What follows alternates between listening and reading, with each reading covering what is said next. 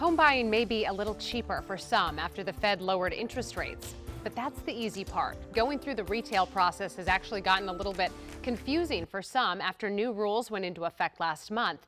Our Larry Miller is adding clarity so you're better informed before you reach the negotiation table. You still have parking on this side of the street. Samuel Moore is no stranger to the shifting landscape in the housing market. He's bought homes before. Because I know you like to cook a lot. Right. But never in a changing real estate market like this. Even though I had heard about some of the changes, I wasn't quite sure what they meant for a buyer like myself. Moore represents what many buyers are grappling with right now. In August, the National Association of Realtors implemented new rules as part of a $418 million settlement agreement.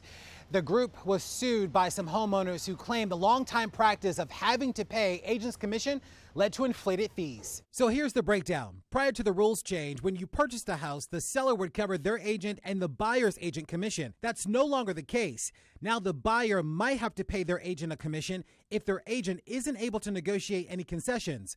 Also, agents can no longer discuss splitting commissions on the multiple listing service, or MLS, a platform used by real estate professionals. So Larry, you asked me about the MLS, Yes. multiple listing service. So today we are looking at properties in Bethesda, Maryland. There's no longer stating what compensation a seller may or may not be offering. Now, with it not being there, if a buyer is inquiring, the realtor would then contact the listing agent and ask. The rule change has caused some angst and confusion among those looking to sell and buy homes. But mortgage lender Barry Wilhite says there are workarounds. Where the seller is not initially offering any type of compensation for your agent, then we can have a different conversation to see how we can get your agent paid and you into this house. And that's the benefit of having good counsel. Moore said he's done his part to prepare for the process, cleaned up his credit, saved his money.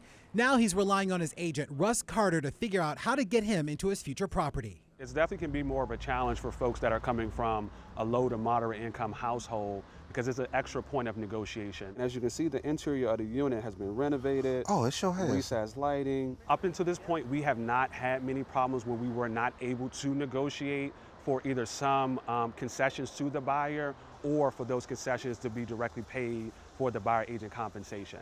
5-burner range, of course, quartz countertop. As for now, it appears these changes by the National Association of Realtors has made the process more transparent for everyone involved. Larry Miller, WUSA 9.